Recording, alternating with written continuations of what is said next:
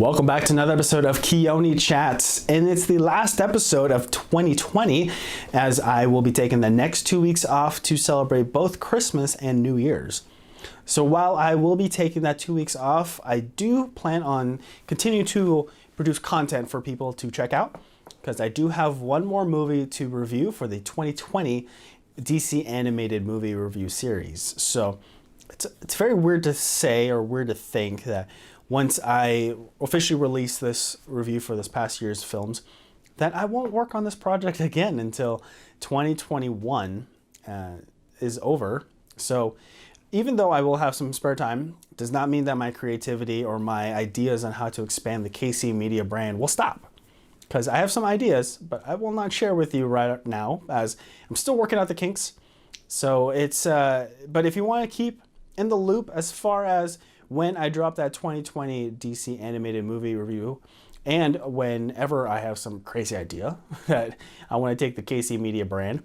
So follow KC Media on social media. That would be KC Media 13 on both Instagram and Twitter, and Conlu K Media on Facebook. So 2020, you go, let's rewind to December 2019. You're thinking 2020 sounds so cool. It's very sleek, very modern, cutting edge. And then also it's a new decade. So you're thinking, how can I set myself up for success for the next 10 years? Like if I am to, let's say it's December, the tail end of December in 2021 or 2029. What did I do 10 years ago to make sure that I'm still pushing myself to be as successful as I can? That was my mindset. And then life happened where COVID occurred in late February, early March. The Black Lives Matter protests just turned the whole world on its head. And, granted the elections, they came and gone. So there's some bright spots coming in from that darkness. But while the world experienced some dark phases, I also experienced some dark parts of my life where, I was in if you've kept up with the show since its inception in May, with my first interview being with Brandon Shimada, I was in a dark spot. I'm not gonna sugarcoat it. I wasn't in the best emotional state. I wasn't in the best mind state, but I knew I wanted to talk with Brandon and record the conversation and get it out in a podcast form because he has a story. And if I can relate my story or my struggles at that time with what Brandon experienced in his life and, further develop that connection, then I'm going to do it. I'm going to talk with this man. I'm going to see about his life. And then, the problems I'm having, maybe they won't seem so bad because I have someone I can relate them with. So while the experiences in 2020 were very, they hurt a lot, whether it was one thing or another, I wouldn't trade it for anything else because it helped me become the person I am today. It helped me become the podcast host I am today as well. So I'm excited about this episode because A, ending of a year has been an absolute something, and B, it's with someone I've idolized since early 2000s. Roman Cortez. He is 1/3 of the very hilarious group of 705. So I watched Roman Cortez's videos with 705. I watched 705's videos since early 2000s with my brother and let's say a friend here or there. But the comedy that they were able to infuse in all their videos was absolutely golden.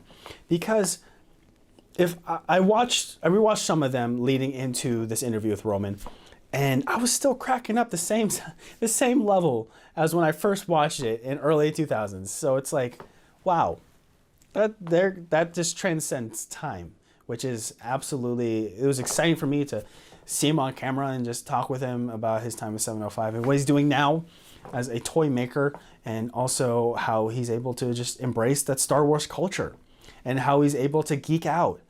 Because a lot of my stories, or a lot of people I've talked with, it hasn't been so much about geeking out. Obviously you could tell from my background, I have Marvel right here to my right, I got DC right above my head, and then all these pop figures. So obviously I love the superhero culture, superhero genre. So Roman's not a big superhero fan, which is fine. But he is a big Star Wars head, and I tried my best to talk with him about Star Wars. But I keep in touch with all the news that's coming out, so it was great to just geek out with him. So, however you're listening to this podcast through whatever platform, so Apple, Spotify, Google, Amazon, or if you are watching this on YouTube, I hope you enjoy my chat with Roman Cortez, and I hope you have a great Christmas and a fantastic New Year 2021. It's going to be a great year.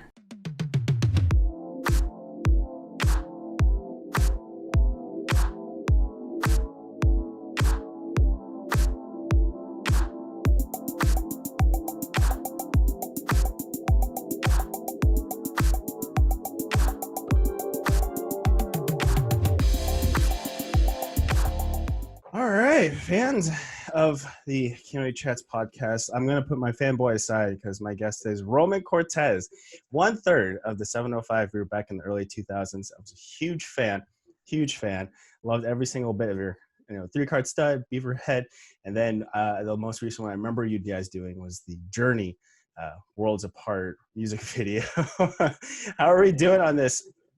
Sunnier down there in California, a little gloomy up here in Oregon. How you doing? Doing great. Thanks for having me on. This is going to be fun. I know. Thanks for being a fan, too. Thanks for remembering 705. Oh, I'm going to keep it alive forever. I remember when I would go to those guys' webpage, or maybe it's just the Facebook group page, but I was thinking, like, maybe I can, grab a T-shirt here or there with my mom's money. And then at school, I tried drawing the Thunderbolt, I believe Thunderbolt with the kind of half moon crescent. Who came up that logo? I believe I did. I came up with the logo, and then I would say maybe 5 years into it, there was a company called, I think they're still around, Electric Sunglasses. And then they have like a circle with the lightning bolt. And people would be like, hey, you guys took that logo. And it's like, no, we didn't. Like, we had our logo. And so... so when you look at the logo, all the numbers are in there. So it says there's a 7, a 0, and a 5. That's what makes 705. So it's yourself, Tracy, I might butcher the last names, Tracy Tubera and Chito Arellano? Ariano? Yeah, Ariano, yep. Ariano. How'd you guys all meet? I met Chito in high school. He went to a different high school. We're all artists. So I met Chito through graffiti. A friend of mine, I used to graffiti, and then my friend's little sister was like, oh, we know these other guys that graffiti too. And I was like, oh, cool, I want to meet them. That's cool. But apparently she told the other people that Chito and his older brother's a really good artist too, named Carlo. She told them like, oh, there's this guy, Roman, he wants to battle you guys. And I was so then we show up at this party, we go to this party, and she's like, hey, there's my friend Chito. I was like, hey guys, and they're like, hey, check out our sketchbooks. And they start popping out their sketchbooks, and I was like, oh, what's going on? Like, what happened? Ever since then, we just became friends. Right after that point, we were into like, Cheetah was a really good dancer. I was into DJing. We were both into graffiti, and we were just friends through that, mainly through graffiti for a lot of years. And from after that point, I really wanted to do movies the whole time. Like I'd always had affinity to going towards movies. So I started off doing like 3D animation like early on, but then I was like, I want to do movies. So I was like, well, how can I do this on low budget? Like we didn't have any money. Like we're all poor. So I bought a little camera and I was like, all right, Chito, hey, do you want to make some movies with me? He's like, yeah, that sounds fun too. Like let's do this, because he was really into it too.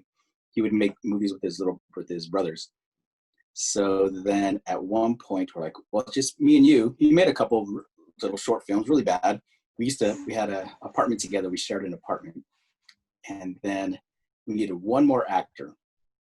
And our friend's little brother, she goes, oh, why don't you ask my little brother? He'll probably do it, which was Tracy. Yeah. And we're like, I remember meeting Tracy, but we met him years before that. He was a little kid. He was like a little kid, but he was a really good artist. I remember seeing like they would have his drawings up in his house. And I was like, who did this? They're like, oh, my little brother did this. And I was like, oh, dude's amazing. Like, he's a good little artist. And then by the time, I think it was like 21, 22, maybe younger. And then we asked him like, hey, do you want to act in our movie? He's like, yeah, sure. Like Tracy's like very outgoing. He's like, Yeah. yeah, I'll do it. I'll do it. I'll do it. Let me know whatever you want me to do. And then at that point on, it was just like, we just kept doing it. There you go. It just kind of melted together, and we just kind of kept like, hey, we got another idea. And every time we would get together, he would just be like, oh, we should do this. What about if we do this? What about if we do this? And it just snowballed from there. So before we started recording, you said that Cheeto was the comedian of the group. What were you guys' other roles that each of you had?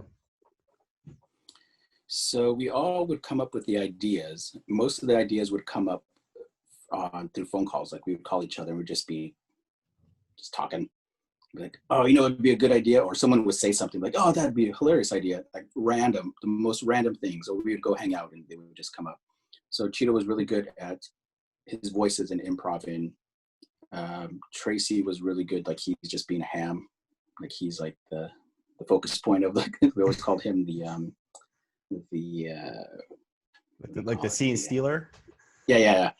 And then I was like the one who was trying to organize everything. Like, all right, we need this equipment. All right, we need to film this. Okay, what about, new camera came out. Let's try to get this together. And I was really trying to stay up to date with all like the editing. And so kind of just, it all meshed together really good.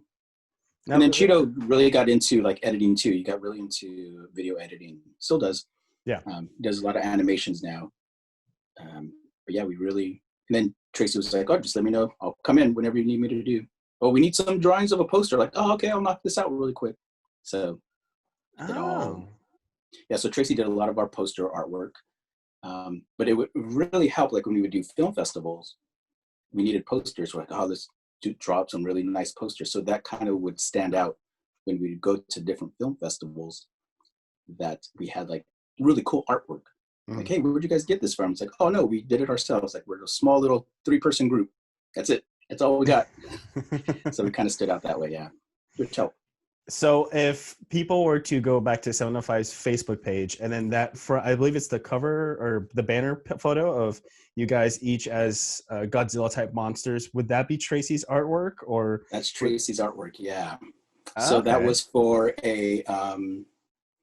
we were submitting our films to the San Diego Asian Film Festival at the time. And every year we would submit another one. And the first year we submitted, the story, it goes, we submitted Space-Time Destroyers, where we're all like hip hop guys and aliens come. Yep. The story goes, they watched it, the screeners, they had like 3 rounds of screeners. It all went into the denial bin. Nobody liked it. And then the head of the film festival, she goes, oh, I want to see what this is. And she was really into hip hop. So when she watched it, she was like, oh, this is great. What are you guys doing? Let's put this in the film festival. And then as soon as that happened, every year we would show up again and have new movies to show. And they really supported us.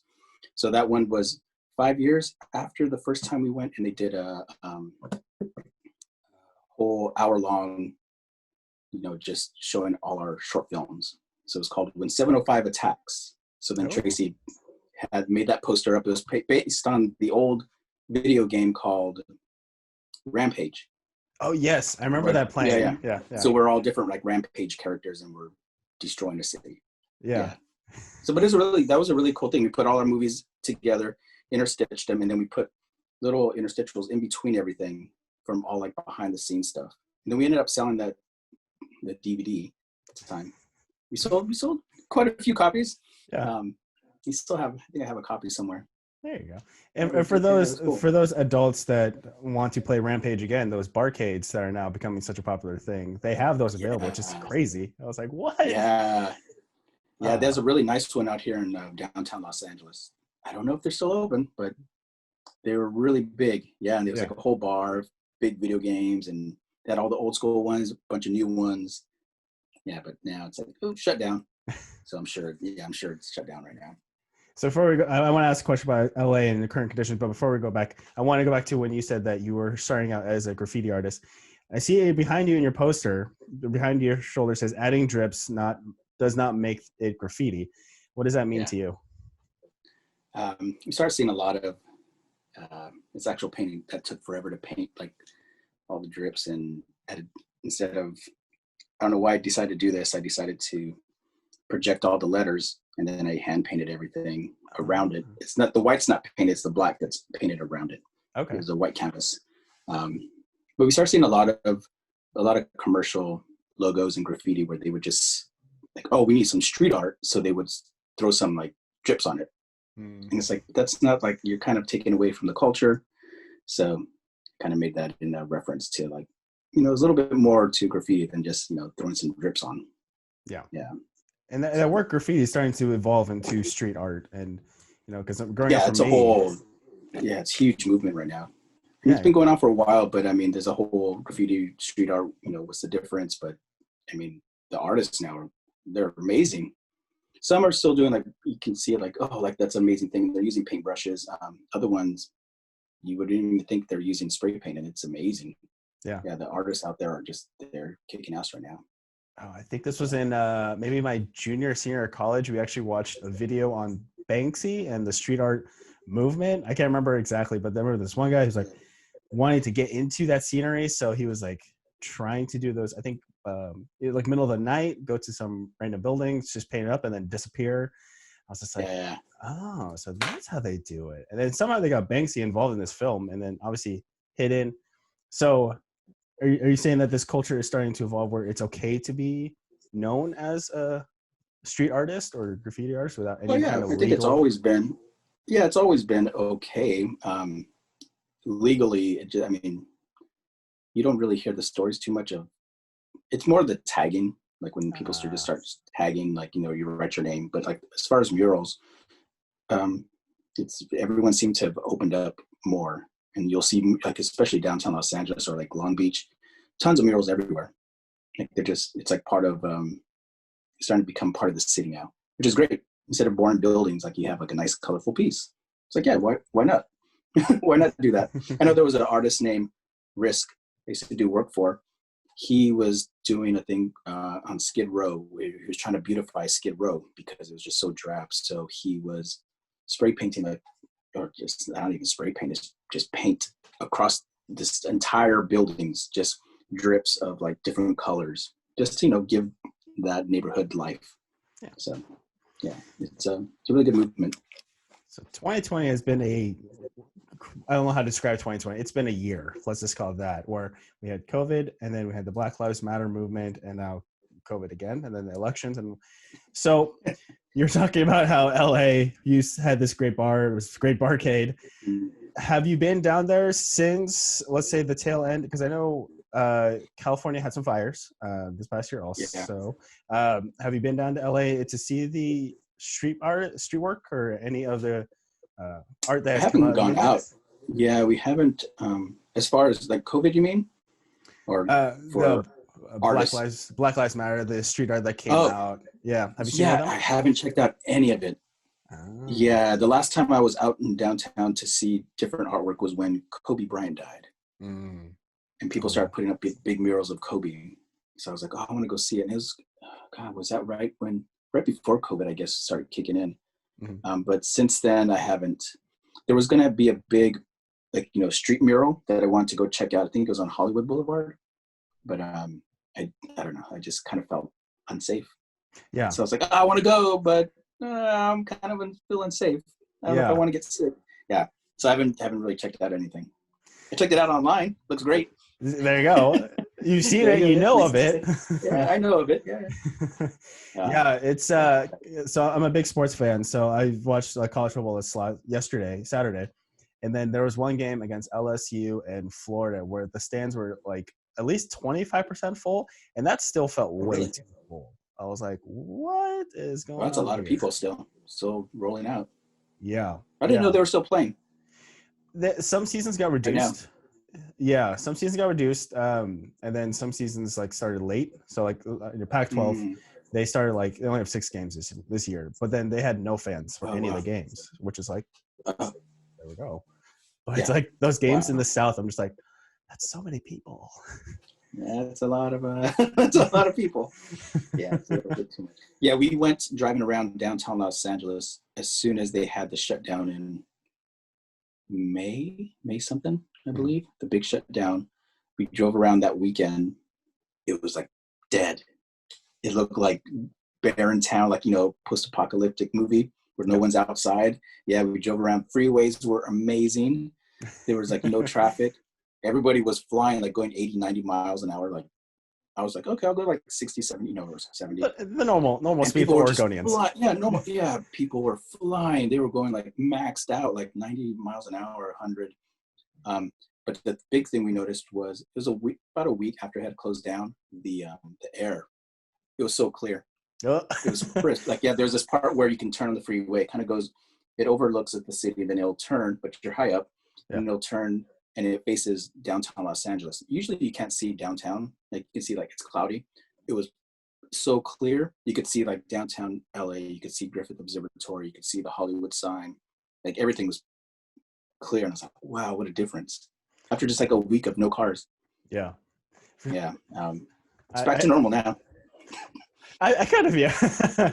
And it, like, let's say if you're, because when COVID hit, I was thinking like New York, how it's always so busy, so the streets are so full. Yeah. And then for some odd reason, when it like got locked down, I thought of the Walking Dead season 1 poster where it has like the cars going out just filled, and then Rick's going into the town on a horse, and it's all empty. Wow. Okay then. Oh, that was a good season. Yeah. I loved Walking Dead.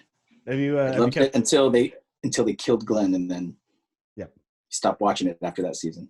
Yeah. Yep. It had a little bit downturn there, but then I've kept up, and then I know they had a couple spinoffs, so it's like I was like, I'm kind of interested because I know there's a movie coming out, so it's like, oh, is there? Yeah, they're gonna do a movie on Rick. So like, because a little bit later he gets like he's like he dies, but then he's actually like alive. He's in this other kind of community, and then there's basically the movie's gonna follow him and this. Okay, so it's a continuation. So he's still alive. Yep. Yeah. So I was like, sure, let's see how this goes. Why not? Yeah, why not? I'll check it out. Suspension of disbelief, just have that fun. Yeah. Maybe they'll bring Glenn. They'll bring Glenn back. They should somehow, really. Hey, I'm back. Guys. Have you kept up with that actor Steven Yeun? Because I know after Walking Dead, he was in a horror movie that I saw. It was actually really good. No, but there was a recent movie that I wanted to check out. Yeah, I've just followed him like on Instagram to see what he's been doing. I like him he's a really good actor. But there's a movie that just came out about a Korean family in the Midwest or something like that. It looks really good. I haven't checked it out. It just came out. Or I don't know if it came out yet, but I just saw the trailer for it. It looked amazing. I was like, this looks like a really good movie. Oh, there you go. Yeah. Well, it's not like special effects or anything. It's just like the storytelling is probably like the one that gets you. Yeah. So on the topic of movies, there is a couple that have come out recently within that genre you love so much, and it's in that background as I see right now. Star Wars. How do you feel about the newest ones that come out?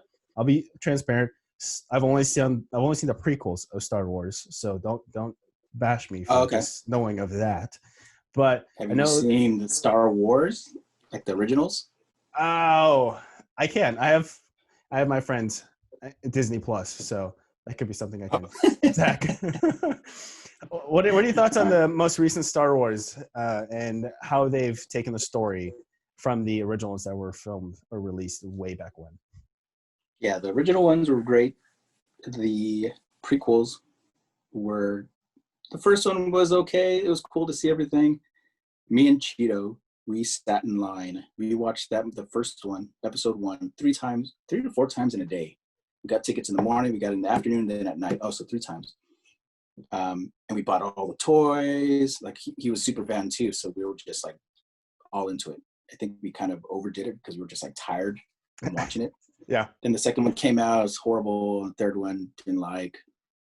And then the newer ones, like the extended, like 7, 8, and 9. Mm-hmm.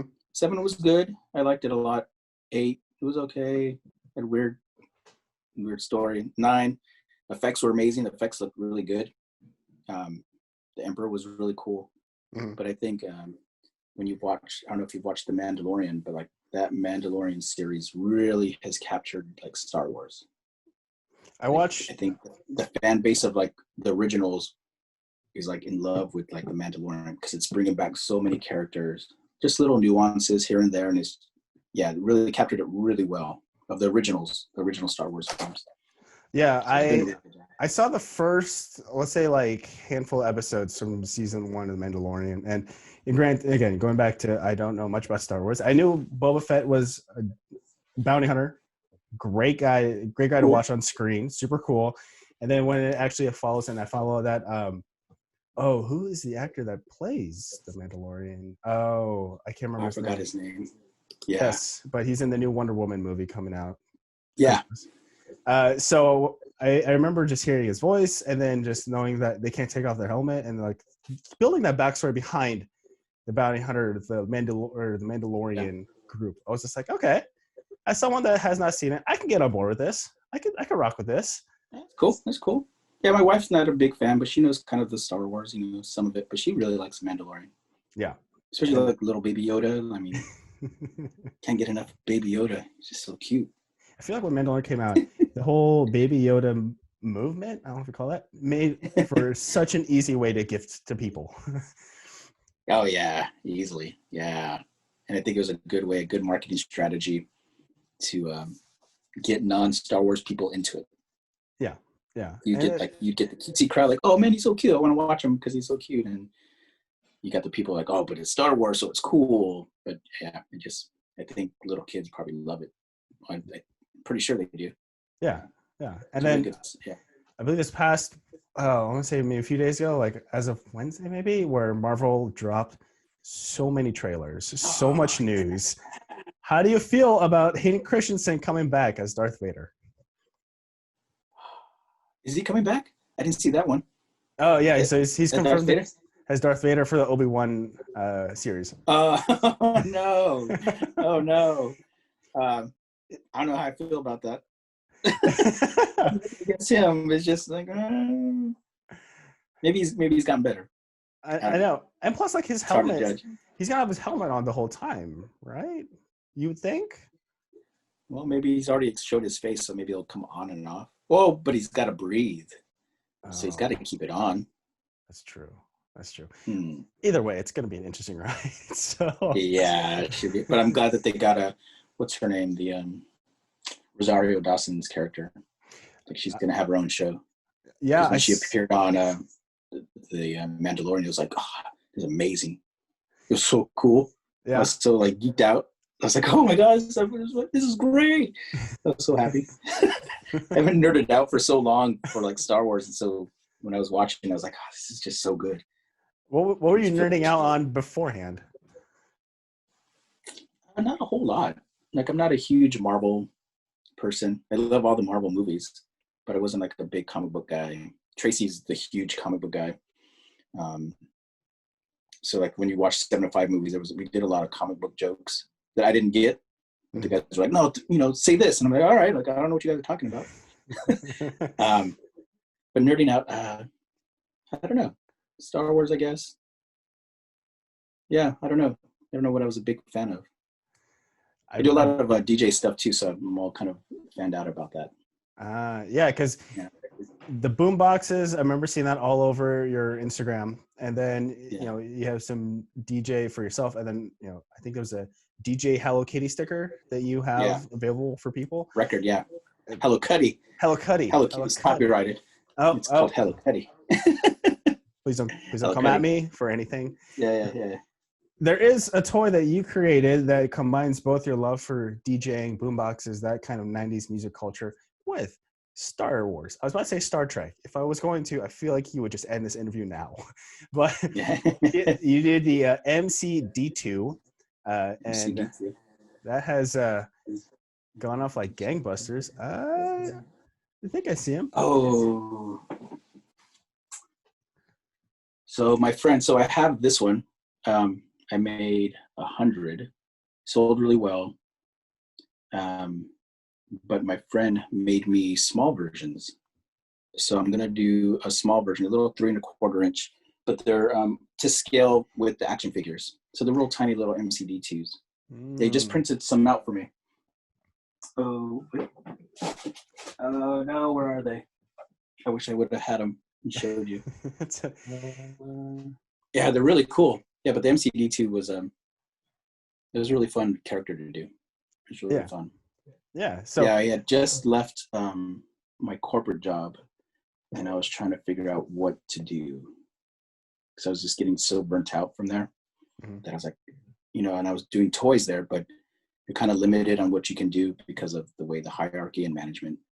So I left, and I was like, okay, well, what can I do? What do I want to do? And that was one of the things, like, how can I combine different things that I like? yeah. So it did really well. That one did really good. What were some of the trial and errors when it came to combining the two different genres, or just any two genres that you tried connecting together that just didn't work out? What were some of those? Well, luckily, like hip hop and like comics, like it's starting to mesh a little bit better now. So people are a little bit, they're more into it.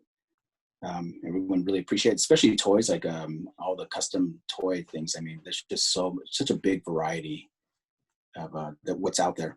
So it's like that part is the easy part. The hard part is trying to get it made. Mm, So you're just trying to like, okay, I know how to do it. I just need to find people to make it now. And then who do you ask? So you kind of rely on people that you've met in the past. Everyone's been very helpful. That community, the toy vinyl art, everyone's very, very helpful. So you mhm. just have to ask one person, someone refer you to another person, and then yeah, you just have to go for it. Like otherwise, if like I had the idea and then I just sit on it, like it's not going anywhere. So it's like I'm just gonna go for it. Like I don't know if I can make this or not. Like I drew it all up. I was like, oh cool. Now what? Now what do I do with it? So luckily, I was able to pull it off. Yeah. What was the scariest first step that you had to take? For that toy, that toy was trying to figure out how to make it and then seeing how much it was going to cost. Mm, I was like, oh, do I do it? Like, just do it. Like, I just got to do it. Get out of my system. It's yeah, just so you got to take that leap of faith and just go for it. yeah. Yeah. Now, That one had problems though. Like production, there were some problems, so that's always scary. mm, Um, but otherwise, it went over pretty good. Yeah, came yeah, out really nice. yeah. And Wish then I could you, have sold like a ton. well, so that's such a scary thing to do. Obviously, not just like get your ideas, created and you can actually see it in a physical figure, but to like sell it and then get the response back. Or what was the most stressful part and from that first sale to like maybe I'll hear something about it or what? Yeah, yeah. You just kind of have to take a leap of faith. Like I was just like, I don't know if anyone's gonna like this. Like I like it a lot, and you kind of like show it around. Like, hey, that's a cool idea. And you're like, all right, well, like, will other people like it? And who knows? There's always like you always see things online, and you're surprised that it hasn't sold more or hasn't got more attention. So it's like it could fall down that path as well.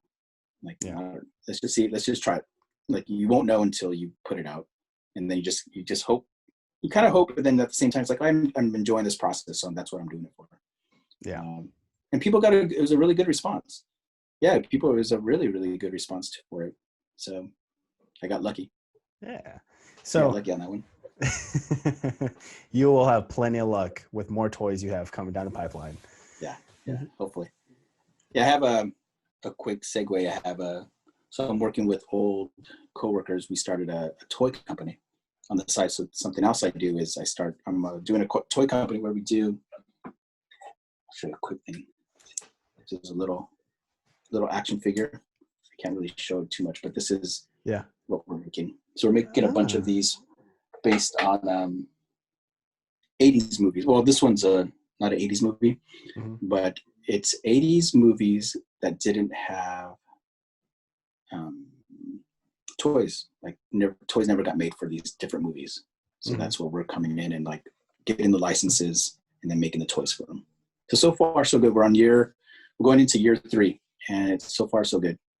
Yeah, Okay. it's a slow process. So you kind of have to be in it for the long run. So no official release yet, or no official announcement of the name of this company yet. It's still The name still of in the the company works. is called Plastic Meatball, and we had our official release. Oh, I have the action figure. It's in the other room. We had our first official release of our first figure, and it was Joe Bob. Joe Mhm. Bob is TV show host. Ah. So we did 6,000 figures for them, I think, or 3,000. It sold really well. So, but we have a bunch of licenses lined up, ready to go. I think we come out this year. We did. three figures, and next year we're going to have 32, I believe. So it's quite a jump. Yeah.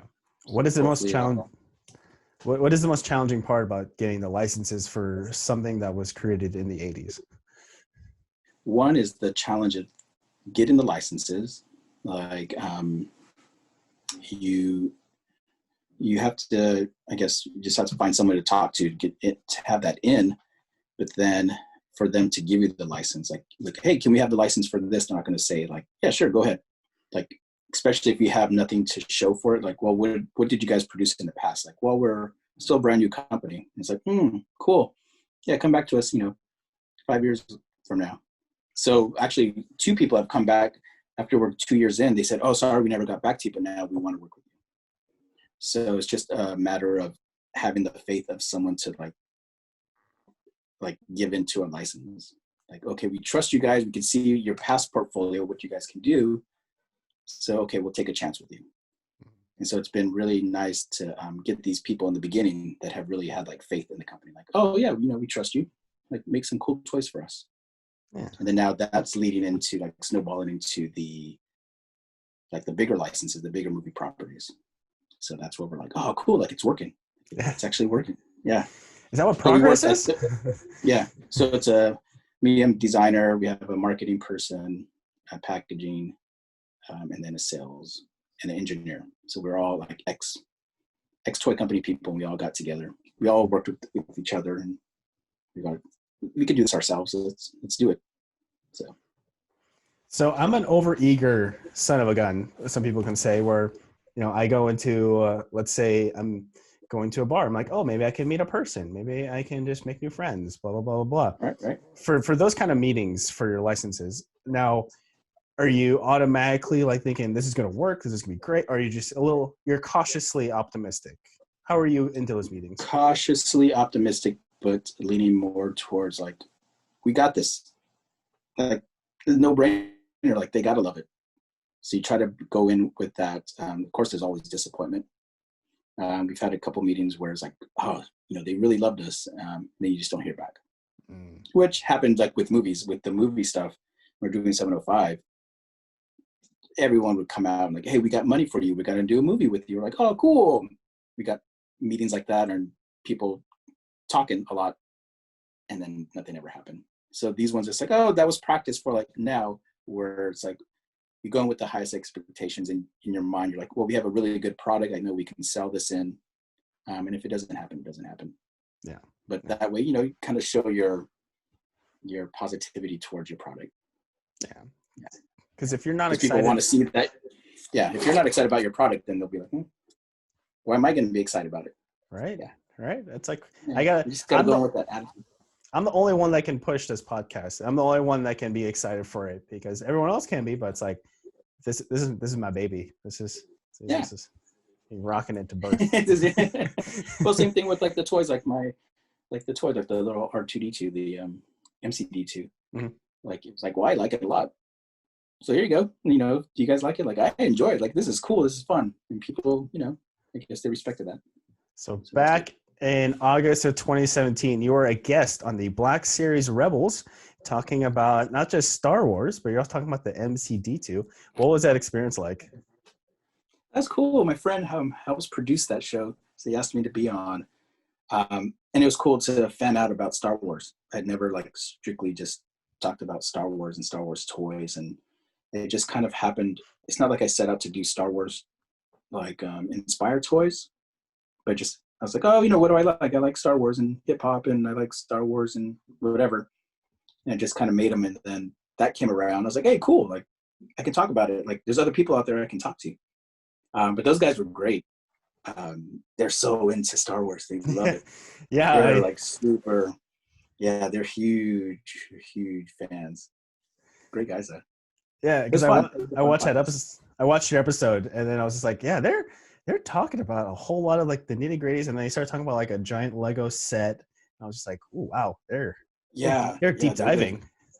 They were hardcore. Like, I kind of know a lot, like thought, and those guys, even off camera, like they were just talking in tongues. Like, I don't know what you guys are talking about. Like, this is like, I thought I knew a lot. Like, what am I missing? Yeah. These guys are cool though. It was a really fun podcast to do. So in that And interview, it was shot really weird. It was shot in this office space.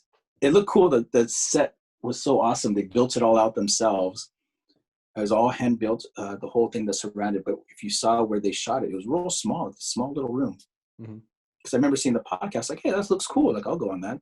Yeah. And then you go there, and it's like, oh, it's so cool. It's like, oh, you don't really see it behind the scenes thing when you see it. Like, oh, it's just it's real simple. Yeah. But it's cool. Like, it comes across like really big production. Yeah. Did you reach out to them, or they reach out to you? They reached out to me. They reached out to you. Yeah. Okay. They knew that I was doing the Star Wars toys. Yeah. So, hey, do you want to come on? I was like, cool. Yeah. I'm in.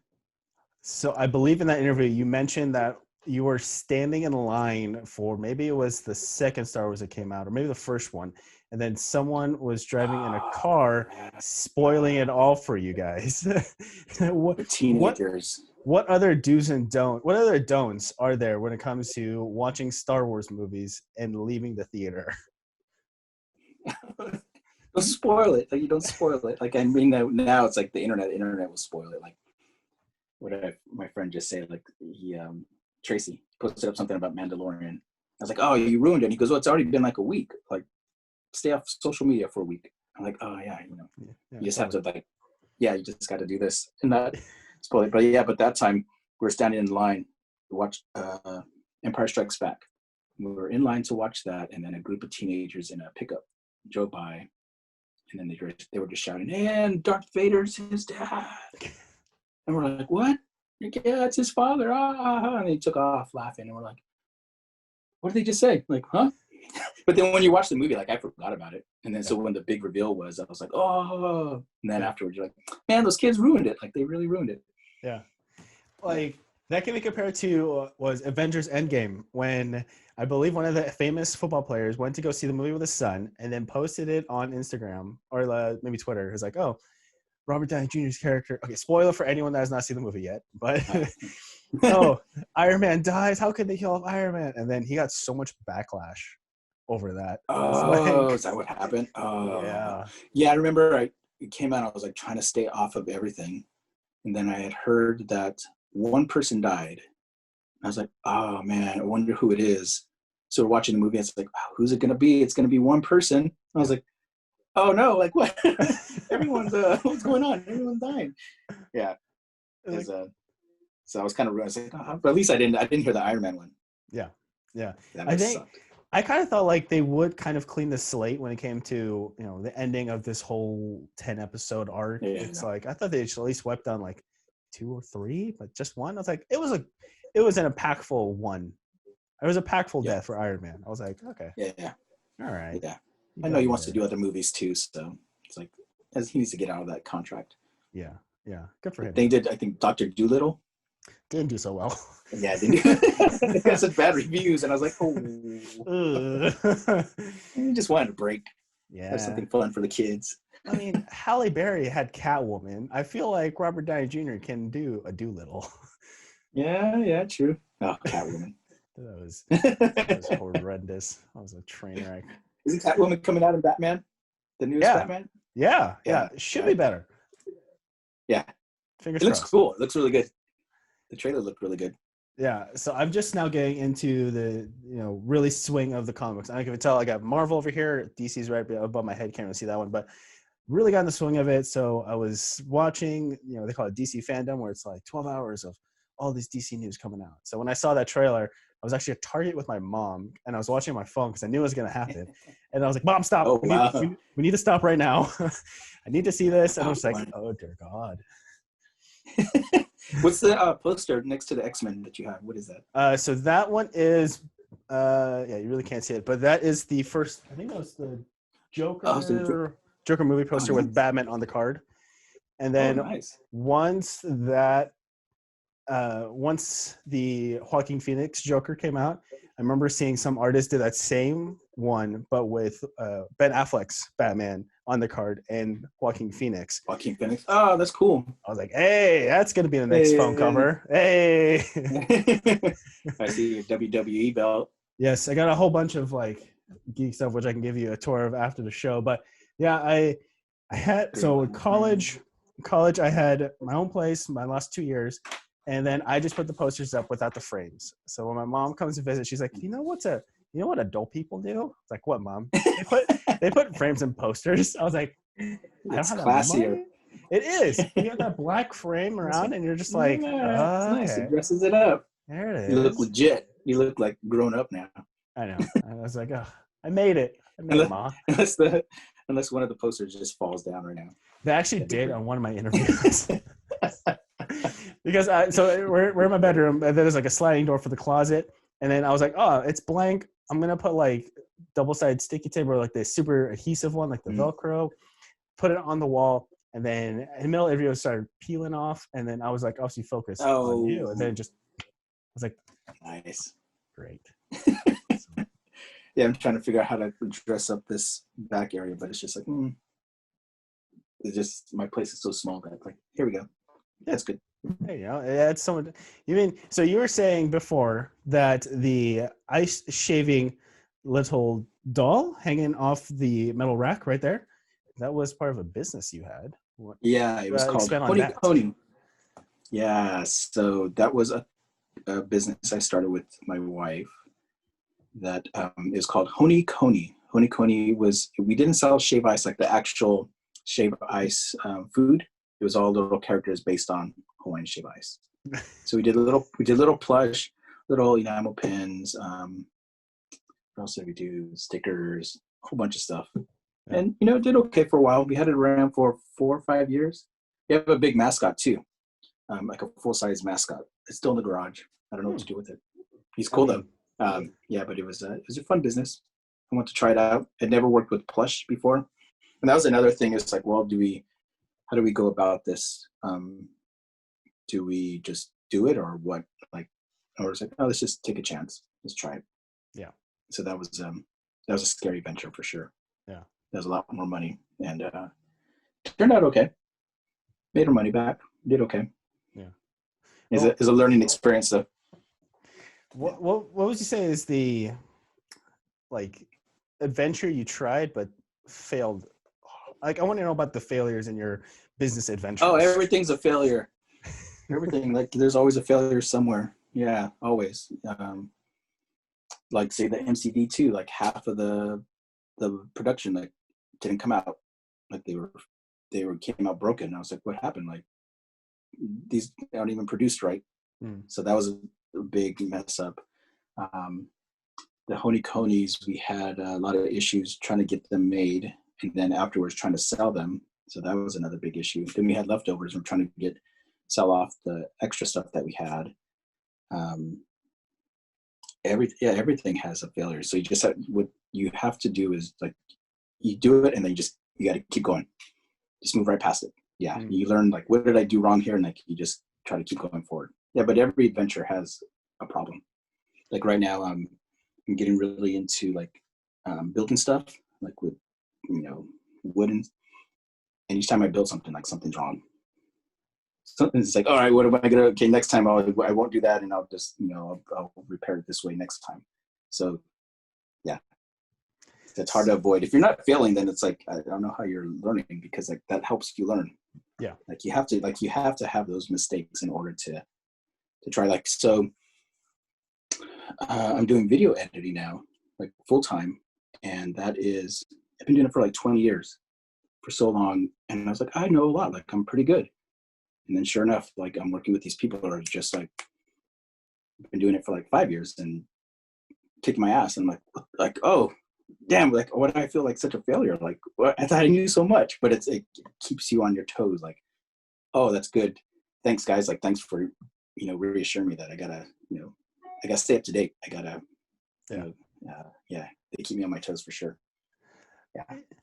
Yeah, because like back when you started, let's say editing for 705, and then let's say now, the programs have grown exponentially. So Yeah, it must be we've tough to actually, keep up.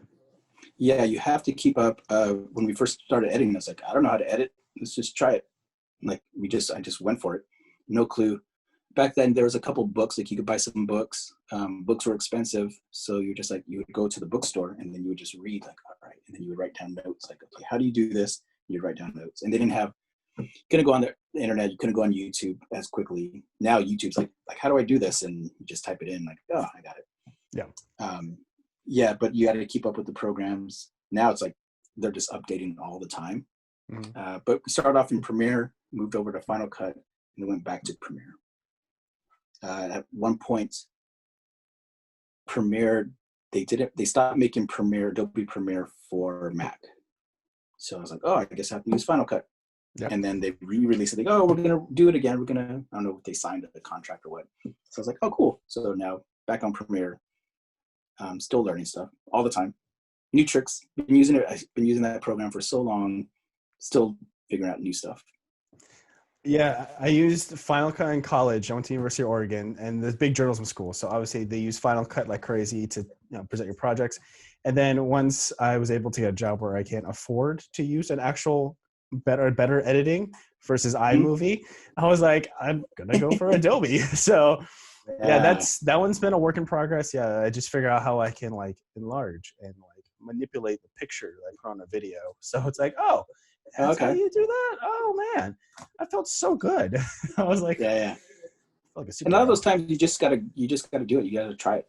Like you kind of like can't wait. Like okay, I'm gonna wait for this project to come around, then I'll try, out Adobe Premiere. Like, oh, maybe I'll shoot something with a better camera, and then that'll make me better. It's like just use what you can, and then just go for it. Yeah. And then you'll just slowly step up. I know a lot of people jump into like, well, I can't shoot this because I don't have the best camera yet. And you're like, when we're shooting the 705 stuff, we had the worst equipment. We had the worst equipment. Like, but how can we make this look better than what it is? So we try all these little techniques, like running it a couple of times through After Effects to give it like more grain. So it wouldn't look so video. Like that was the big thing. It's like, I don't want this to look video. So we'd really push, how could we make these movies not look like a video camera? So like, okay, well, there's filters started to come out later on, but before that, it was like, okay, well, run it through 2 times through After Effects, and then it would give us like this weird grain. So there's a lot of weird stuff like that. You can just kind of do it. You just trial and error. So when you guys did first, what was it like getting the license to Separate Ways, Worlds Apart by Journey? Because I'm sure you needed that to be able to like release that out to the public using the same music. Yeah. Or not. What? Yeah. But then, what was it like trying to match that shot for shot and then editing, trying to make it look similar to what was produced when it first came out? I got that idea. I was out with some coworkers at a point. We were at a bar, and then they're singing karaoke, or maybe it just came on. Like, oh man! And they were showing the video. I was like, man, this is the worst video I've ever seen. Like, this is so cheesy, but it's so good. Like, I love that song. Yeah. And afterwards, like, oh, I think that would be good. So I pitched it to the guys. Like, hey, do you guys want to do a Journey video? And they're like, yeah, we love that. Yeah, let's do it, because they would sing Journey like at karaoke's. Mm-hmm. Every time karaoke would come, Tracy would be on the mic, and like he's like, oh, I'm down. I want to play Steve Perry. So then we try to match all the clothing first. And then what I did was I went frame by frame and printed out a storyboard of each shot. We had 11 by 17s. And as we were shooting, we try to match it up. So we try to match up each angle. I try to organize it as best I could. So when we shot there, it took maybe like 3 hours to shoot. It was pretty quick. But luckily, I was looking for backdrops, and the local Home Depot, they had 2 spots. One, there was like the warehouse looking thing, and then one was like another looking like steel warehouse. So it worked out perfect. It's like, oh, 1 block from here, and then we just moved over here and just shot it really quick. And then Tracy had some friends that had drum equipment. He goes, oh, can we borrow out, for the weekend? He's like, oh yeah, sure, come pick it up. So we got to bring that out. And then editing it, which this is after the fact, like I should have put the video here and then put our video right on top of it and then cut. But instead, I was cutting to the music. So each time I knew where the music stopped, I would cut it. After I had done like the whole edit, I was like, why didn't I just lay the video down and then match the cuts? Like, yeah, that was but you don't learn. You learn afterwards. But it was like we got a really good response from that. People really liked it. I know right after that, a ton of spin-offs came out. People were remaking that video, and you still see it. People are still trying to remake it. Yeah. Yeah, and then people are like, why is there only 3 guys? And like Journey has 5 guys. There's only 3 of you. And it's like, well, that's not the point. Like, Yeah. Yeah. Yeah. yeah. And the fact that you use a Guitar Hero guitar was Yeah. just the icing on the Oh, cake. Guitar Hero was huge at that time. Oh, It it was really so big. We're was. like, let's throw that in. Yeah. And then the 2 people was the girl that was in it, we used her for another movie, 4 Card Studs. So we asked her like, hey, do you want to come do this like for the weekend? She's like, yeah, sure. And then her boyfriend showed up. Well, now they're married. So her husband came, and then he's the guy at the very end who pops out of nowhere. Like he spins around, like he has like this hair. And it's like, who's that guy? Like, why is he there? But he's that guy. Her husband actually plays.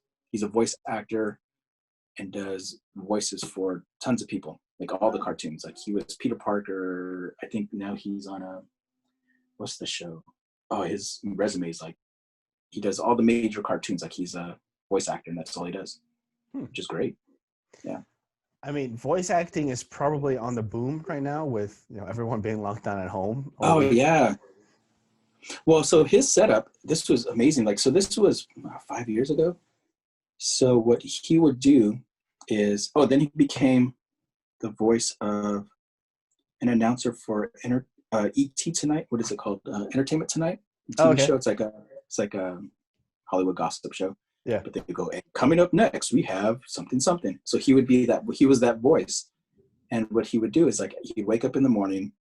He had I want to say it's a fiber or T1 line hooked up to his house so they could patch him in to their studio at the facility, like Burbank Studios. And then he had a little box. It was like the size of like 5 feet by 5 feet box. And he would go in it with his little iPad, and he could control like the soundboard from his room to 50 miles away. And then they would record his session. It would take like a half hour. He goes, all right, I'm done for the week. What? So That's I'm sure right now, insane. like, he's set up. Yeah. So right now, I'm sure like it's like, yeah, COVID. Like I'm still at home working. That's fine. Yeah. So I think a lot of people who were set up already to work from home are doing a lot better than people who weren't used to it.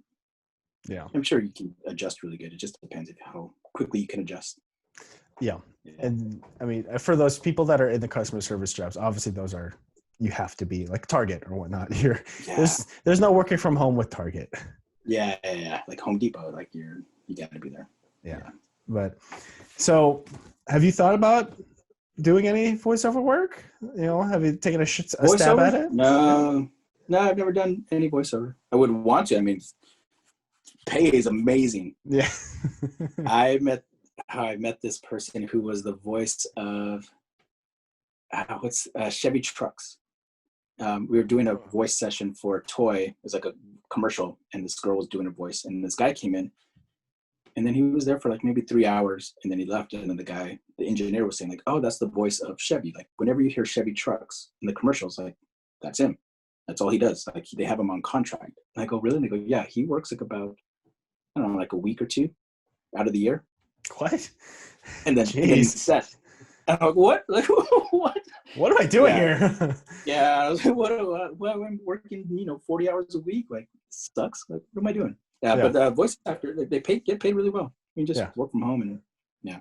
But I know like Tracy was working on a cartoon, and he would get the actors in to do the voices, and he says they're just so on point. Like, hey, can you say it this way? And he goes, and then they can just they act it all out like perfectly. Because those voice actors they're amazing. I was like, oh, that's so cool. Yeah. Yeah. But I believe you have stepped into the director's role in some of your clips that you have on your website. What was that like? Yeah. And then you also were a director for some of the Rob Dyrdek and the Will Grinders episodes with Tracy again. What was that experience like? So that was cool. That was so Tracy ended up getting a job with Rob Dyrdek to design his toys. Rob Dyrdek wanted to do a line of figures. He said, the story goes, he wanted the figures to look like this, and he pulled out a toy, and the guy's like, oh, I know who designed that toy. He goes, okay, let's call him in. So that was Tracy. They called Tracy, and then he got the job, and then we pitched like, hey, we got to, because they would work in that Fantasy Factory, a big old studio. And I would tell Tracy like, dude, we should film something here. Like, you have access to like this big building. Like, let's try to film something. And they were filming Robin Big at that time, at the Fantasy Factory. So we didn't want to like impede on that. And Tracy's like, oh, we can do a show based on the figures. Like, oh, cool, let's do that. So then we were just like, oh, it's cool, like working with Tracy again. Yeah. Same old, just like we clicked again. It was easy to do, really fun. We got to show off all his toys, but then we try to like incorporate like all the old 705 humor with all like the cheesy effects and little funny things. Yeah, and it was gonna expand more, and then just we never got to expand a little bit more on it because we wanted to bring Cheeto in afterwards, do some more skits or something. But yeah, but then we ended up filming one 705 quick. I think that was our last 705 thing that we were dancing inside the Fantasy Factory. I think that was the last time we filmed something together. And we were supposed to film another music video 2 years ago, but we didn't. So we still might. So I don't want to say what it is, but yeah, we still might. Yeah. Okay, so 705 is not done. They're not taking hibernation. They're still alive. They're still active. They're just we're still here. Figuring out what the next plan is. Yeah, so we're all busy with our own careers now. Cheeto does cartoons, creates a lot of like IP products like toys. Tracy, the same thing, is doing it really well with all his toys, like all his custom toys, but he got picked up by Marvel. Is it Marvel or DC? I believe I've seen doing like Marvel stuff for him. So it's all like they're doing all the characters for that, all his toys. Like they really liked his style. He was doing it on his own, and then they said, hey, we really like your style, would you rather just do it for us? He's like, sure, like done. So he's doing that. He's doing really well. And then I'm doing all my video stuff still. So we're still around. We're still busy. There you go. Tracy has kids. We're all married. Yeah. So it's just life. Yeah, I've seen some of Tracy's Instagram also, where he does have some toys, and then he has some stickers as well, or just some of the artwork that could be turned into stickers. And I'm just like, damn, this group is still creating some amazing stuff for people to enjoy. Now, for the creative community, what is it like to see people like Tracy get this big deal with Marvel, and you continuing with working with Star Wars? What is it like to see these people that start from here get that big deal and go to here? Oh, it's great. Oh, it's amazing because you see people come from trying to start small, and then they just grow. Especially Tracy. He did a lot of comic book stuff. Like ever since I've known Tracy, he drew comic books. Always drawing comic books. He loves comic books. Everything's like comics. He named his kids after comic book characters. Really? So they're after Robins, the Batman Robin, but it's named after the 3 Robins. What? So you're like die hard. You're Batman or Robin's Nightwing's his favorite character. Yeah. So he named them all after that. So to see that it kind of came together where now Marvel Studios wants to work with them. It's like, like why not? Of course. Yeah. So it's really cool to see like things like that happen when that's like that's the way it's supposed to be. Yeah. It just takes a while, it's a process. Like things don't happen overnight. I know a lot of people feel like I want that, and it doesn't happen like within the first year, so they give up. But it's a long process, especially if you really enjoy it. Like it just takes a long time. Yeah, the long process. Go ahead. Yeah, same thing. You just have to kind of just keep chugging away. Yeah. A lot of the stuff I'm doing is just like one step at a time. You climb. It's a long process. But that's something you see online. Like a lot of people get it really quick, so everyone thinks that, I can get it really quick. And those people get lucky. Like a lot of times, like they do. A lot of people have talent like that, and then a lot of times it's just a lot, right place at the right time. Yeah. How do you relax when this long process kind of wears on you, or is just hard for you to put yourself out there just to get rejected, like let's say in a leasing meeting or a licensing meeting? How do you relax? How do you recharge your batteries? It's a good point. I do a lot of meditation. I'll do that like once a day, just to like zone out. Otherwise, like I'm like nonstop. Like my wife will say, like, you gotta slow down. Like, stop it. Like, so slow down. Like, you need to relax. Like, no, what else do I gotta do? I gotta do this. Um, yeah. So what I've been trying to do is I try to get more organized. I try to take down all my notes, make sure I know exactly what I'm doing, like for the next days. That way I don't have to think about it before I go to sleep and be like, oh, wait, I got to do this and I got to do that. Because I have that problem. I know a lot of people have it where you go to sleep, or you try to go to sleep, and also like it clicks. And I'm like, oh, wait, I have an idea for this. Oh, wait, I have an idea for that. Oh, wait, and you're like, oh, okay, I got to like turn that off. Yeah. A lot of meditation. I used to work at this year. I haven't worked out, but before it was like, working out. I used to do a lot of yoga, stuff that's not as that doesn't have to do with creative at all. Well, art creative. Like right now I'm doing a lot of like woodworking, and it zones me out. Like, okay, this is something totally different. I'm just going to sit here and like cut and, do that and build. It's a different mindset. So that's what I try to do. But then it helps trying to, like, if you're stuck on a problem, like you kind of have to shift focus, do something else. And then that will kind of release a solution for the problem over here. When you're least thinking about it, like you could be doing this also like, oh wait, that's how I could solve that problem, as opposed to just sitting there trying to concentrate, like, how do I solve this? How do I solve this? How do I do this? Like, sometimes you just need to take a step back and then it just comes. Yeah. So recently you created a little cat feeding box for a stray cat on your Instagram. Yeah. How was that creative, new creative salvation process? How was that? Oh, it's great. Like, I've always built stuff since I was a kid, but I just have more room right now. Like this past year, I've had more space. So it's like, oh, I'm going to get back into it. And it's just like, it's slowly getting back into it, like with anything. I built a work table first, and now looking back at it, that was like 6 months ago. And I was like, man, that was really bad. Like, so each build is like, it's the same thing like editing. Like the first time you edit, it's horrible. It's kind of like the very first, every project I work on, you'll shoot it, bring it in, edit, and then you'll be like, what did I just shoot? This is horrible. This is the worst thing I've ever filmed. But it's always that first initial rough cut. So it's the same thing. It's like, you do it, then you refine, and you get refine, then it gets better.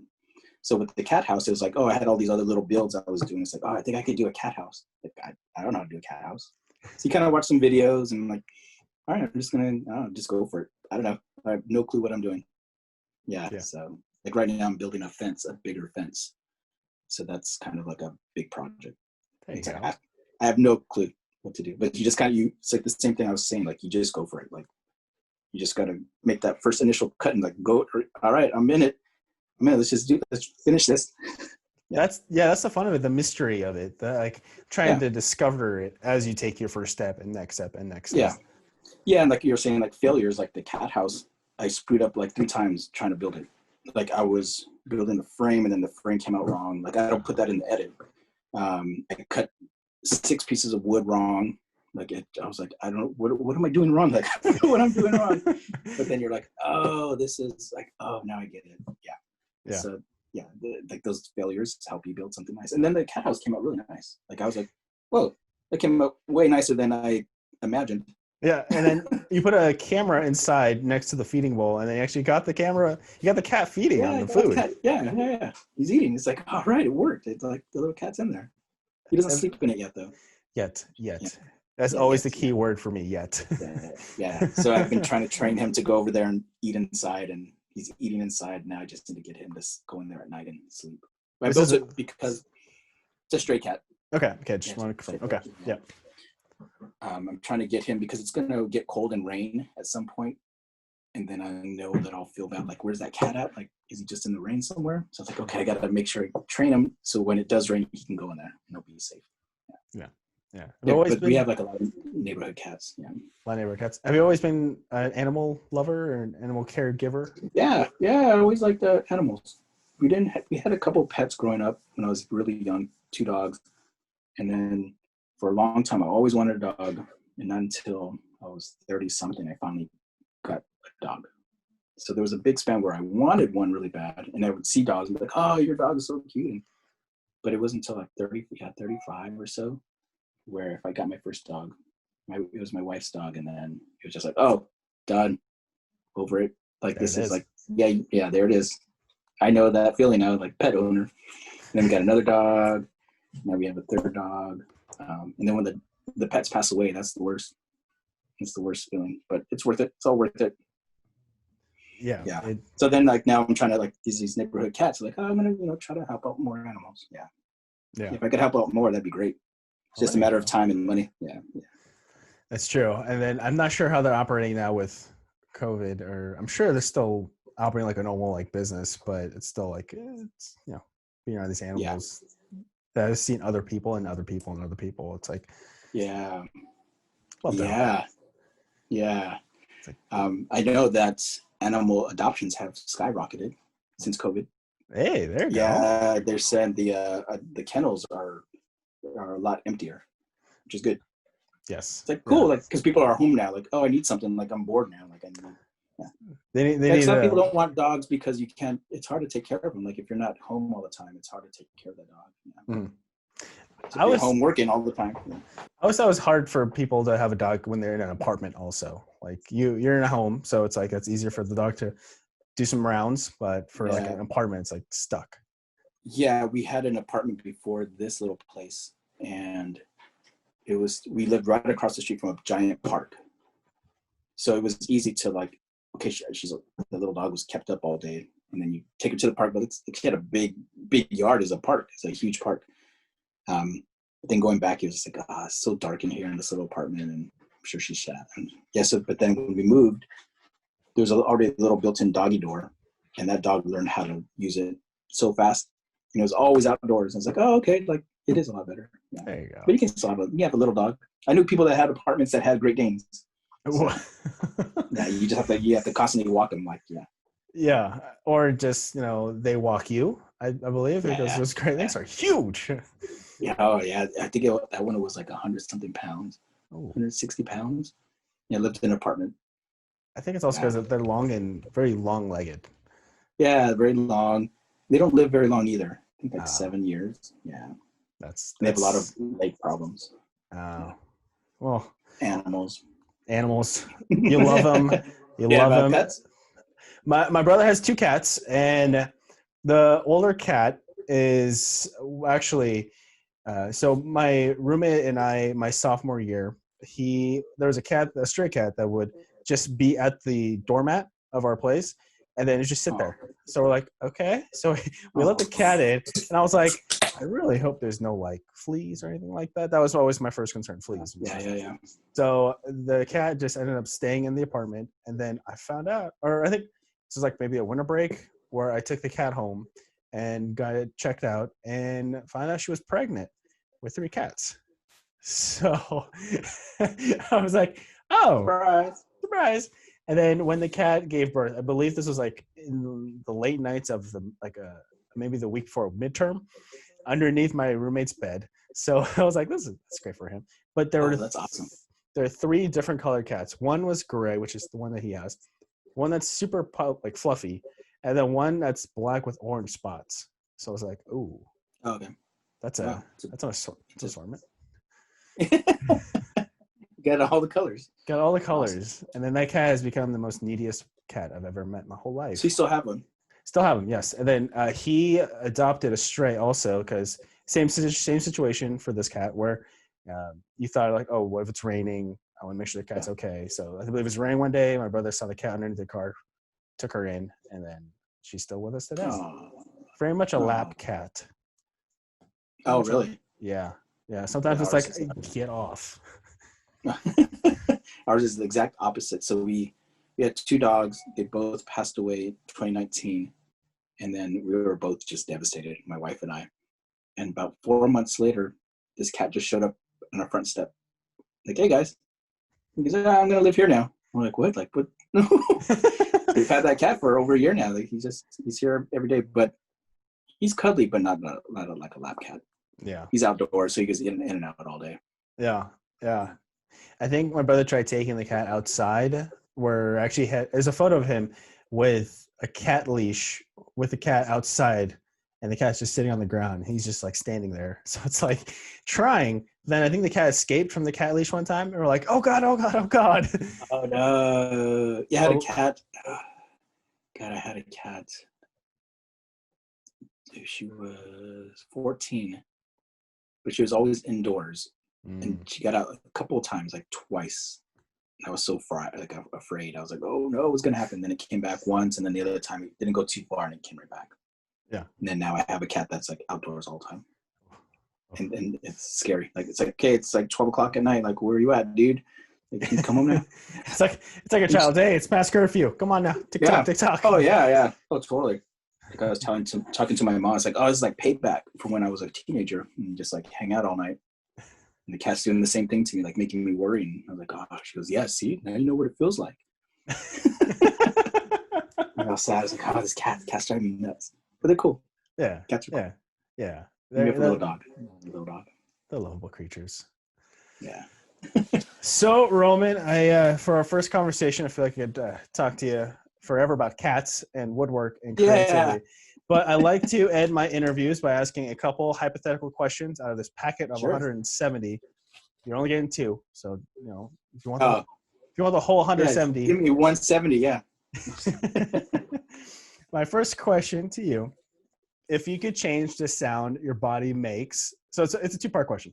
If you could change the sound your body makes, so like a burp, fart, yawn, sneeze, etc., what sound would you change? And then the second part, what would be the new sound you wanted to replace that sound? So if you like, let's say burp, what would you want the burp sound to be instead?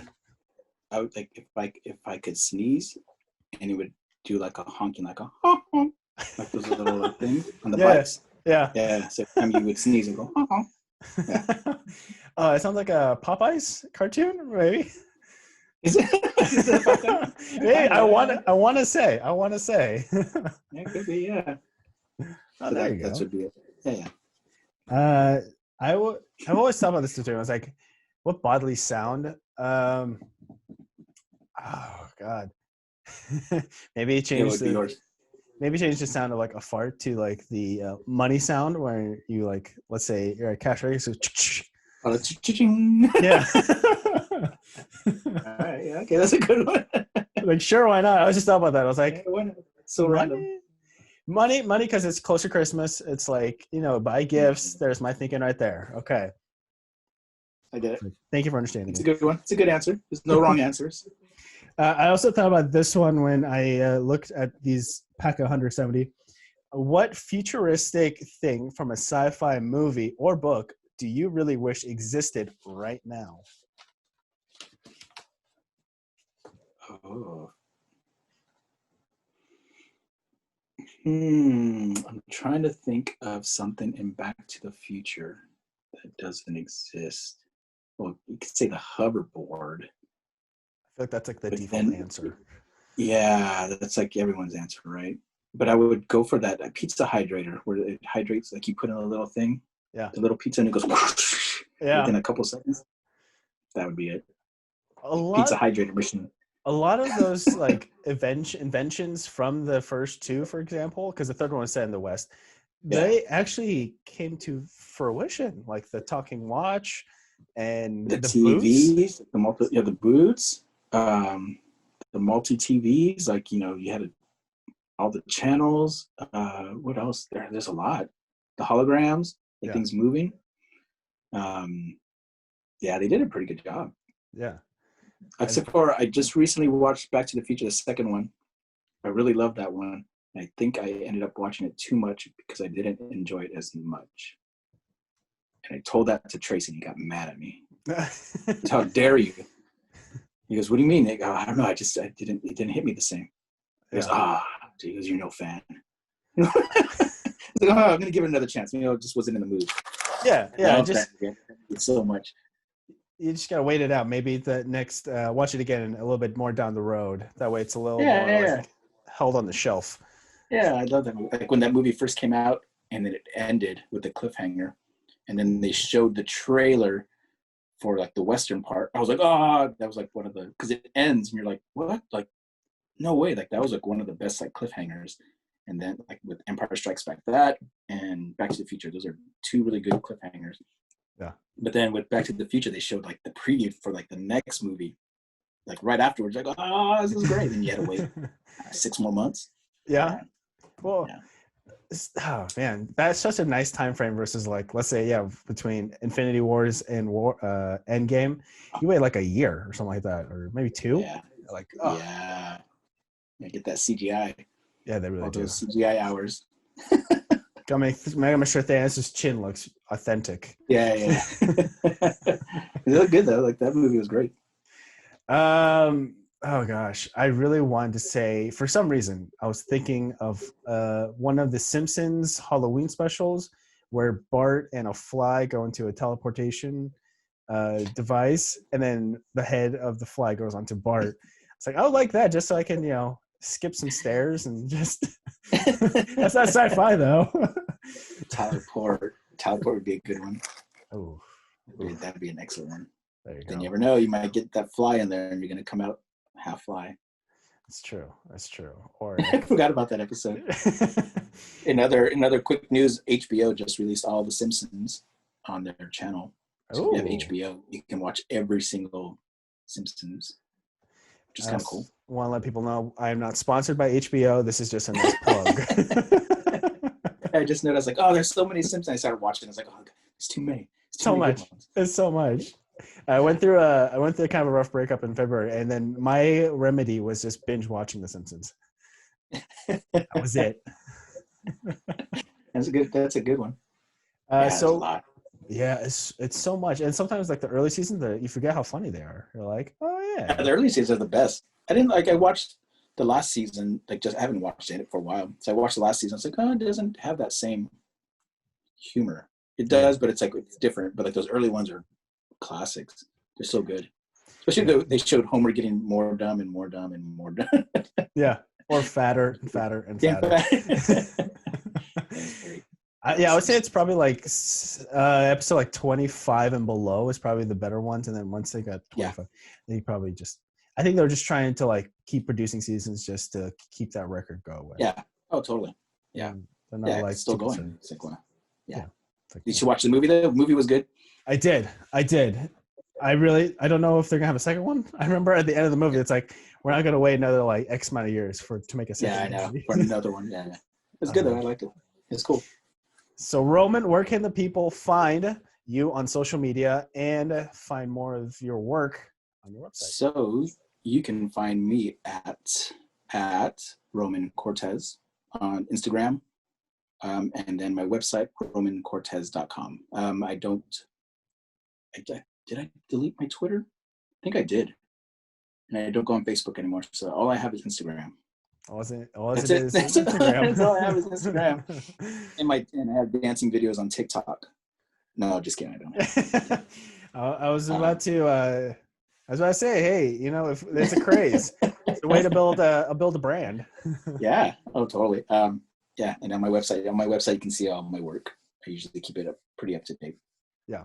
Yeah. And then there was a question I wanted to ask you about one of your videos, but the conversation was just so great. So I was like, it's okay. It's all right. Cool. But are you sure you want to ask? You can ask before you hang up. Oh, fine. You know what? You're so tempting. It was just such a good offer. But I am a 90s kid. So, okay, this is the last question. But I'm a 90s kid. I love the Killers. You got to do a behind-the-scenes shoot with the Brandon Flowers Crossfire music video, which also had Charlize Theron, which she was in the Mad Max movie. I'm not sure. I think it was afterwards. She did this appearance, but I'm not sure how the timeline works. Before she did that. Yeah, I think she did it before. Yeah, I want to say it might have been before she did Mad Max. Yeah. Yeah, but so that was cool. How was that experience? It was really cool. Who was directing it? The guy. How I got the job wasn't my friend. So my friend does all these. He did some music video director, but he wasn't doing that one. And before he would do music videos, he would hire me out to do behind the scenes. But I think they needed someone to shoot behind the scenes, so they hired me out. And I want to say the director was a stunt double for Obi-Wan Kenobi. What? Yeah, he was a stunt double for a stunt man or stunt double for Obi-Wan Kenobi, and he was directing music videos now. So I think that might have been his first music video. But it was cool. Like everybody was really nice. Brandon was really nice. The set, that was one of my first bigger sets for music videos, and it was surprising to see how simple it was, how everything was. Because a lot of my stuff we shoot like really small productions. It was kind of interesting to see like, oh, how do they shoot bigger ones? And it was really simply done. I was like, oh, this is it. Like this is and then they ended up not using my behind the scenes video too much because the video that was shot, it wasn't as edited as mine. Like mine had more cuts. I don't want to say it was better, but like my behind the scenes, like it showed more stuff than like their video. So but it was a really fun experience. That was really cool to go on because that was one of like a bigger shoot that I had done. But everybody was real chill. Everybody was like just so relaxed. Yeah. And it went by really quick. It was a long day. It's like a 12-hour day. Yeah. And it went by really quick. Charlize, I only got to talk to her really quick, and she ignored me. we were at the food service. I was like, hey, good work. She's like, cool. See you later. Yep. See you later, Charlize. Like, well, that was a great conversation. Thanks. Yeah. Charlize. But that was the first time I saw someone get thrown through a window. Like they did a stunt with a guy crashes through a window, and it was real glass, and I never knew how loud real glass was. It is amazingly loud when it pops, because usually they'll use like this like sugar glass, and it won't be as loud. But this thing was real glass, and that thing just shattered, and it was like the loudest sound. Yeah. Do you have any respect for stuntmen? Because I assume the ninjas that were in the music video. Yeah, stuntmen are crazy. Like they're so into it. Like, hey, can you do this? Like, yeah, I'm down. Yeah, do it. Let's do it. Let's do it again. Yeah, I have a friend that was a stuntman. He's retired now, but that's what he was doing. He would just be so into it. We used him on that 4-Card Studs movie. He played Tracy's stunt double, but he was like a real stuntman, and he was just game. Like, oh, let me do a flip. We're like, are you sure you can do it? It's like, yeah, I'll do it. And then he would do it. Like, oh, let me do it again. Like, no problem. Yeah. So stuntmen are different breed. Yeah. Cool. They're all really cool. Yeah, they're all really cool. Now I'm thinking about like a stuntman that's working on the Fast and Furious movie. Like let's say the Dwayne Johnson, Vin Diesel fight, two giant bald dudes just getting thrown everywhere. I was like, that sounds fun. Coming out, I just saw the trailer for part 9. It's like, oh man. I don't know how this is gonna go, but they're gonna try to get to 10. That's the goal, is to 10. Oh, dear God. It's supposed to end at 10. I have no idea. I don't think it will. I think it's going to keep going. Roman, Thank you so much for taking time out of your Sunday and chatting with me, good sir. No problem. Thank you so much for sticking around until the end of the episode. So if you would like more episodes from Keoni Chats, the show can be found on Amazon Music, Apple Podcast, Spotify, Google Podcasts, and a video version is available on YouTube. But if you would like to keep up with KC Media and Keoni Chats, go ahead and follow us on social media. The handles are KC Media 13 on both Twitter and Instagram. And then on Facebook, it'll be Conluke Media. But if you would like to be a guest, go ahead and email me at kcmedia13@yahoo.com. And I'd love to hear your story, and I'd love to get you scheduled. So until the next episode, everyone, please take care.